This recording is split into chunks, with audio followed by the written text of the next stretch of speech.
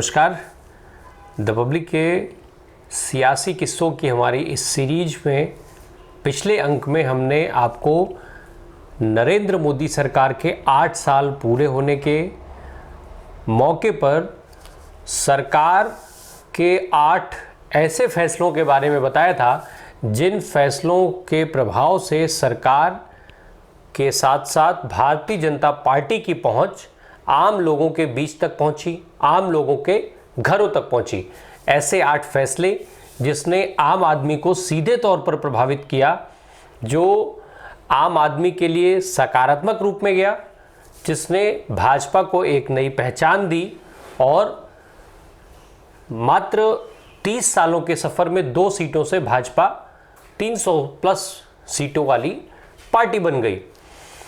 साथ ही साथ उस अंक में हमने आपको बताया था कि अगले अंक में हम 8 ऐसे फैसलों की बात करेंगे जिन फैसलों ने आम आदमी को प्रभावित किया, साथ ही साथ भाजपा की जो छवि थी उस छवि को उल्टे रूप में प्रस्तुत किया।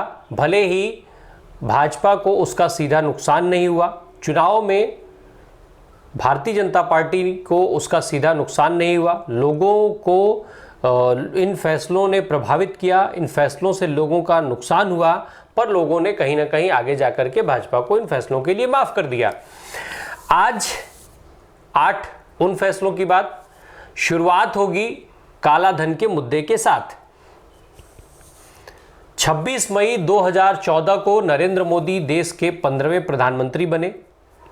27 मई यानी ठीक अगले दिन 27 मई को मोदी कैबिनेट की पहली मीटिंग हुई, जिस मीटिंग में काला धन के मुद्दा जो जोर शोर से 2014 लोकसभा चुनाव में उस समय के गुजरात के मुख्यमंत्री नरेंद्र मोदी ने पूरे देश के सभी मंचों से उठाया था, जिसको लोगों का खूब सपोर्ट मिला। तमाम तरीके के सवाल हुए कि क्या वो काला धन जो विदेशी बैंकों में जमा है उसका वापस आना चाहिए कि नहीं आना चाहिए। बार बार ये पूछा गया, लोगों ने कहा कि आना चाहिए। उस पर लोगों ने भाजपा को, नरेंद्र मोदी को खूब सपोर्ट दिया। नतीजा ये हुआ कि भाजपा चुनाव जीती और नरेंद्र मोदी देश के 15वें प्रधानमंत्री के रूप में उन्होंने शपथ ली। ठीक एक दिन बाद इस पर पहली कैबिनेट में निर्णय आया, एसआईटी गठित की गई। मामला सुप्रीम कोर्ट पहुंचा, सुप्रीम कोर्ट ने उस एसआईटी पर मुहर लगाई। उस एसआईटी में 12 जांच एजेंसियां थीं, देश की सभी प्रमुख जांच एजेंसियां उसमें जांच के लिए सम्मिलित की गई थी। सभी जांच के लिए स्वतंत्र ही थीं, कोई भी एजेंसी किसी से भी पूछताछ कर सकती थी, किसी के भी कागजात मांग सकती थी। इस तरीके की तमाम स्वतंत्रता उस एसआईटी को मिली हुई थी। कहा गया कि 100 दिन के अंदर 80 लाख करोड़ रुपए का काला धन भारत में वापस लाया जाएगा। साथ ही साथ बार बार मंचों से ये बात दोहराई गई कि यदि ये पूरा काला धन जो विदेशी बैंकों में जमा है वो देश में ले आया जाए तो हर व्यक्ति के खाते में 15-15 लाख रुपए जमा किए जा सकते हैं। लोगों में 15 लाख रुपए की आस बढ़ी, भाजपा को खूब समर्थन मिला। पर आज 8 साल बीत जाने के बाद भी उस एसआईटी की जांच रिपोर्ट कहां है, आज तक किसी को नहीं पता। कई ऐसे मौके आए जब संसद में इसको लेकर के सवाल किए गए, हर बार जवाब एक ही था। लाइनें कॉमन थी, वित्त मंत्री अलग थे या जवाब देने वाला जो व्यक्ति था वो अलग था, लेकिन लाइनें ऑलमोस्ट सेम ही रही थी। हर बार यही कहा गया कि इस मामले में जांच जारी है, कार्रवाई हो रही है, कार्रवाई हो जाने के बाद रिपोर्ट दी जाएगी। बहरहाल आज तक ये रिपोर्ट किसी के सामने नहीं आई। अलग अलग समय पर तमाम तरीके के कागजात सामने आते रहे, कई अलग अलग पेपर्स लीक हुए जिसमें अलग अलग लोगों के नाम बताए गए, हालांकि वो नाम भी सार्वजनिक तौर पर सबके सामने नहीं लाए गए। 8000 भारतीयों का अलग अलग सूचियों के हिसाब से 8000 भारतीय लोग ऐसे थे जिनका पैसा विदेशों में जमा है, जिसे सरकार काला धन कहती है। पर कभी भी उन लोगों के नाम सार्वजनिक नहीं किए गए। इन 8000 लोगों में तमाम बड़े नेता, अभिनेता, खिलाड़ी, कारपोरेट, इस तरीके के नामों की संभावना बार बार जताई जाती रही। खुद अमित शाह ने इस संबंध में पूछे गए एक सवाल में बाद में इस पूरे भाषण को ही उन्होंने जुमला कह दिया। उन्होंने कह दिया था कि इस तरीके ये तो एक जुमला मात्र है। बहरहाल अब काला धन का मुद्दा जहां से चला था आज भी वहीं पड़ा हुआ है। इससे आम आदमी सीधा सीधा प्रभावित होता है, पर अब ये सवाल सिनेरियो से बिल्कुल गायब हो चुका है। इसी से जुड़ा अगला मुद्दा नोटबंदी का। 8 नवंबर 2016 रात 8 बजे का समय नरेंद्र मोदी अचानक देश में लगे टीवी में लोगों के घरों के स्क्रीन पर आते हैं, अनाउंस करते हैं कि आज इस वक्त के बाद देश में जो 500 और 1000 की नोट चल रही है वो लीगल टेंडर नहीं रहेंगे। उसी समय से वो 500 और 1000 के नोट चलन से बाहर हो गए। लोगों में अफरा तफरी मची। अगले दिन बैंकों में बड़ी बड़ी लाइनें लगी नोटों को जमा कराने, नए नोटों को पाने, और ये सारी तमाम तामझाम में तमाम लोगों ने इस तामझाम में अपनी जान गंवाई। बड़ा मुद्दा बना, देश में खूब अफरा तफरी रही। लोग अपने ही पैसा लेने के लिए तरसते रहे, लंबी लंबी लाइनों में खड़े रहे। खुद प्रधानमंत्री नरेंद्र मोदी की मां भी अपने नोट की बदली करने के लिए, नए करेंसी लेने के लिए उस समय बैंक की लाइन में लगी थी, जिसको मीडिया ने खूब हाइक दिया था, खूब दिखाया था। नोटबंदी का उद्देश्य यह बताया गया था कि नोटबंदी कर देने के बाद जो काला धन है, जो काला धन मार्केट में है, वो अपने आप समाप्त हो जाएगा। हालांकि जब नतीजे आए तो वही ढाक के 3 पात वाली कहावत हो गई। नतीजे बिल्कुल शून्य रहे। पूरी की पूरी करेंसी जो आरबीआई के हिसाब से भारतीय बाजार में रही, वो जो भारत में थी, वो सारी की सारी करेंसी वापस आ गई। बहुत बड़ा सवाल ये हो गया कि फिर नोटबंदी का उद्देश्य क्या था। लोगों में खूब अफरा तफरी मची, विपक्ष ने खूब हमले किए सरकार पर।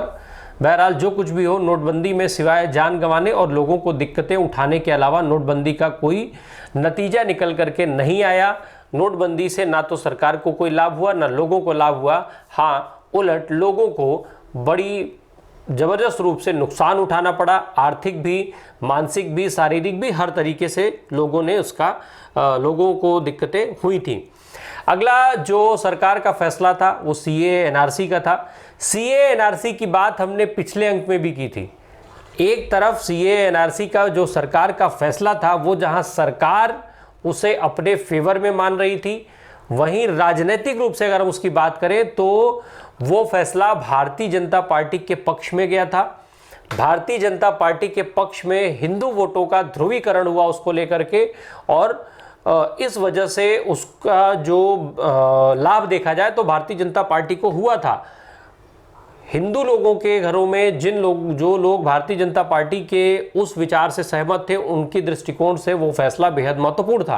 पर जो उसके विचार से सहमत नहीं थे, जो सीए एनआरसी से सहमत नहीं थे, उनके दृष्टिकोण से भी ये फैसला उतना ही महत्वपूर्ण है या फिर शायद उससे ज़्यादा। सीए एनआरसी का जो फैसला था 8 जनवरी 2019 को ये पहली बार संसद में पास हुआ, पर उस समय ये राज्यसभा में पास नहीं हो पाया, इसलिए अगले शीतकालीन सत्र में इसको फिर से लाने की बात हुई। फिर 10 जनवरी 2020 को नागरिक संशोधन अधिनियम यानी सीएए को लागू किया गया। सिटीजनशिप अमेंडमेंट एक्ट जो सरकार लेकर के आई थी उसको लागू किया गया। मामला जो था वो घुसपैठियों को लेकर के था। घुसपैठिए का मामला लंबे समय से चला आ रहा था। इसके पहले असम में सरकार ने एनआरसी की कार्रवाई की, यानी नेशनल रजिस्टर ऑफ सिटीजन्स पर सरकार ने काम किया। उसको लेकर के भी खूब विवाद हुआ। विवाद इस वजह से हुआ कि ये बताया गया कि बड़ी संख्या में वो लोग रजिस्टर्ड नागरिकता लिस्ट से बाहर हुए जो असल में वहाँ के निवासी थे। इसी को लेकर के मुद्दा गरमाया, इसका विरोध हुआ, जिसके बाद सरकार सीए लेकर के आ गई। विपक्ष ने उस समय सरकार पर यह आरोप लगाया कि एनआरसी और सीए के बहाने सरकार केवल मुस्लिमों को टारगेट करना चाह रही है, जिसको फिर सीए एनआरसी को लेकर के देश में तमाम सारे विरोध प्रदर्शन हुए। देश में इस तरीके के कई सारे विरोध प्रदर्शनों का आयोजन किया गया। तमाम जो लोग जो उनको बुद्धिजीवी माना जाता है, तमाम जो थिंक टैंक्स हैं, तमाम जो थिंकर्स हैं, उन्होंने इसको अलग अलग तरीके से परिभाषित किया। शाहीन बाग का मुद्दा लगातार उदाहरण में रहता है। इसके बाद जो बात होती है वो किसानों की आय को लेकर के थी। जो भारतीय जनता पार्टी की घोषणा में रहे किसान, नरेंद्र मोदी जी के जो प्रधानमंत्री हैं उनके भाषण के केंद्र में किसान रहते हैं अधिकतम समय पर। फरवरी 2016 में प्रधानमंत्री नरेंद्र मोदी ने किसानों की आय को दोगुना करने का अनाउंसमेंट किया था। उसके लिए 2022 तक की समय सीमा तय की गई थी, डेडलाइन तय की गई थी। 2022 में आज़ादी के 75 साल होने के जब पूरे होने तक उसकी डेडलाइन बताई गई थी। एग्रीकल्चर पर बनी संसदीय समिति की जो रिपोर्ट है वो कहती है कि सरकार अभी इस टारगेट से बहुत दूर है, बहुत ज़्यादा दूर। सरकार अभी इस टारगेट से बहुत दूर है। आय दोगुनी होने का कोई सिस्टम दिखाई नहीं दे रहा है। हाँ, इस समिति ने सरकार की तारीफ भी की थी कि सरकार सही दिशा में कदम बढ़ा रही है आय दोगुनी करने को लेकर के, लेकिन जो सत्यता है वो इससे काफ़ी दूर है। सरकार जहाँ प्रयासरत है वहीं दूसरी तरफ ये कि किसानों की आय बढ़ने के बजाय घटी है। कई राज्यों में किसानों की आय में बहुत ज़्यादा गिरावट देखी गई है। इसके अलावा जो कृषि मूल्यों की लागत है जो वो भी घटने का नाम नहीं ले रही है, क्योंकि महंगाई बढ़ रही है। महंगाई बढ़ने के सापेक्ष वो लागत भी बढ़ती जा रही है। ऐसे में सरकार का ये फैसला भी किसानों से लेकर के और आम आदमी को प्रभावित करने वाला है। जो आम आदमी, जो किसानों को भी नुकसान दे रहा है और आम आदमी को भी नुकसान दे रहा है, और ये वादा भी बिल्कुल कोरा साबित हो रहा है। इसके बाद सरकार का एक फैसला आया कि सरकार ने 3 कृषि कानून लागू कर दिए। 3 कृषि कानून जो थे 17 सितंबर 2020 को संसद में ये 3 कृषि कानून पास हुए थे। सरकार ने कहा कि किसानों के हित में है, जबकि किसान और किसान संगठनों ने इसका विरोध किया, इस पर आंदोलन हुए। उस समय सरकार कह रही थी कि इन कानूनों के सहारे जो है किसान फ्री हो जाएगा, बिल्कुल वो अपना जो उसका उत्पाद है वो किसी भी राज्य में बेच सकता है, किसी भी संस्था को बेच सकता है, किसी भी व्यापारी को बेच सकता है, अपने जो उपज का मूल्य भी वो खुद तय कर सकता है। इस तरीके की तमाम चीज़ें उसमें इस बिल में सरकार के हिसाब से किसानों के लिए थीं, जो सरकार कह रही थी कि किसानों के हित में है। वहीं जो किसान संगठन थे उनका कहना ये था कि इस बिल के सहारे सरकार एमएसपी यानी जो न्यूनतम समर्थन मूल्य है उसको ख़त्म कर देना चाहती है। सरकार चाहती है कि किसान जो है वो व्यापारियों के रहमो करम पर हो जाएं। सरकार बेसिक रूप में उद्योगपतियों और व्यापारियों को इसका सीधा लाभ देना चाहती है। इसको लेकर के विरोध हुए। किसान संगठनों ने दिल्ली के चारों तरफ घेरा डाला। 1 साल से भी लंबे समय तक सरकार का विरोध चलता रहा। इस पूरे विरोध में 500-700 किसानों ने अपनी जान गंवा दी। कई दौर की बैठकों के बाद भी किसान संगठनों में और सरकार के बीच में जो बातचीत हुई, बैठकें हुई, वो उसमें बात नहीं बनी। फिर अंत में 1 साल से ज़्यादा समय आंदोलन चलने के बाद प्रधानमंत्री नरेंद्र मोदी को अपने ये तीनों कृषि कानून के फैसले को वापस लेना पड़ा। हालांकि उन्होंने कहा कि ये टाल दिए गए हैं, इस पर बाद में विचार किया जाएगा। अब वो आने वाले समय में देखा जाएगा कि कृषि कानूनों को लेकर के सरकार क्या नए फैसले लेती है। इसके बाद अर्थव्यवस्था की बात होगी। जो वर्तमान सरकार के फैसले हैं उससे अर्थव्यवस्था कितनी प्रभावित हुई है। अर्थव्यवस्था की जो वर्तमान स्थिति है वो सबको पता है, किसी से छुपी नहीं है। जीडीपी की जो हालत है वो सबको पता है, सारी जगह पब्लिक डोमेन में उपलब्ध है, कहीं भी पढ़ लीजिए। उसके बारे में बताया जाएगा तो बहुत लंबा समय लग जाएगा। जो अर्थव्यवस्था है उसके हाल को समझने के लिए बस इतना ही पर्याप्त है कि 9 लाख करोड़ रुपए को रिटेन ऑफ करना पड़ गया। बैंक तमाम जो एनपीए था वो एनपीए बढ़ गया। एनपीए और इस रिटेन की हुई राशि को छुपाने के लिए बैंकों का मर्जर करना पड़ा। बैंकों की स्थिति खराब हो गई, इसको लेकर के बैंकों को आपस में मर्ज किया गया, विलय हुआ। इसके अलावा जब इससे भी पूर्ति नहीं हुई तो तमाम बैंकों को बेचने की बात होने लगी। जैसे आईडीबीआई बैंक बिकने की बिल्कुल कगार पे खड़ा है, जब भी कभी भी उसका फैसला सरकार ले लेगी। इतना ही नहीं, 31 मार्च 2022 को वित्त मंत्रालय की रिपोर्ट आती है। उस रिपोर्ट के हिसाब से दिसंबर 2021 को जो तिमाही खत्म हुई है उस तिमाही में जो विदेशी कर्ज है भारत के ऊपर वो 11.5 अरब डॉलर से बढ़कर 614.9 अरब डॉलर पर पहुंच गया। इसके बाद बात होती है बेरोजगारी की। बेरोजगारी का जो मुद्दा है देश में वो सबसे बड़ा है। चूंकि भारत युवाओं का देश कहा जाता है, ऐसे में बेरोजगारी का मुद्दा बेहद महत्वपूर्ण हो जाता है। 2014 में जो लोकसभा का चुनाव हुआ, भारतीय जनता पार्टी ने अपनी जो घोषणा पत्र दिया उसमें हर साल 2 करोड़ रोजगार देने का वादा किया गया था। पर ये जो रोजगार के आंकड़े थे वो सरकार कहीं भी उसके आसपास भी नहीं पहुंच पाई। बेरोजगारी दर जो 2014 में 5.6% थी वो अप्रैल 2022 में 7.83% पर पहुंच गई। आंकड़ों के हिसाब से ये जो बेरोजगारी है वो अब तक के अपने उच्चतम शिखर पर है। 2019 में भारतीय जनता पार्टी ने लोकसभा चुनाव के पहले जब अपना संकल्प पत्र जारी किया था, घोषणा पत्र, उसके रिएक्शन के उस पर बोलते हुए सुरजेवाला ने, जो कांग्रेस पार्टी के रणदीप सुरजेवाला जो उसके प्रवक्ता हैं, उन्होंने कहा था कि सरकार ने 2 करोड़ रोजगार का वादा किया था। इस हिसाब से 5 साल के कार्यकाल में 10 करोड़ रोजगार सरकार द्वारा दिए जाने चाहिए, पर हुआ इसके ठीक उल्टा। 4 करोड़ 70 लाख लोगों की नौकरियां चली गई उस सरकार के कार्यकाल में। अब ये आंकड़े और बढ़े होंगे। इसके बाद सबसे बड़ा मुद्दा आता है महंगाई का। महंगाई, आपको याद होगा भाजपा ने अपने चुनावी प्रचार में बहुत हुई महंगाई की मार, अब की बार मोदी सरकार के खूब प्रचारित किया था। इस तरीके के कई सारे स्लोगन्स दिए थे, लेकिन जब सरकार बनी तो स्थितियां इसके उलट हो गई। पेट्रोलियम पदार्थ, खाद्य सामग्री, दवाइयाँ, गैस, ज़रूरत के सामान, ये सारी जो एक एक करके चीज़ें थी उन सबका मूल्य बढ़ा। थोक महंगाई की दर हो या खुदरा महंगाई की दर हो, दोनों में ज़बरदस्त रूप से इजाफा देखा गया। जो रिपोर्ट्स के हिसाब से होलसेल महंगाई की जो दर है वो 15% के पार है, जो 24 सालों के अपने उच्चतम स्तर पर, 24 सालों के बाद ये अपने उच्चतम स्तर पर पहुंची है। 1998 के बाद ये उच्चतम स्तर पर है। वहीं जो रिटेल महंगाई की हम बात करें, खुदरा महंगाई की बात की जाए, तो ये भी अपने बीते 8 साल के उच्चतम स्तर पर वर्तमान में है।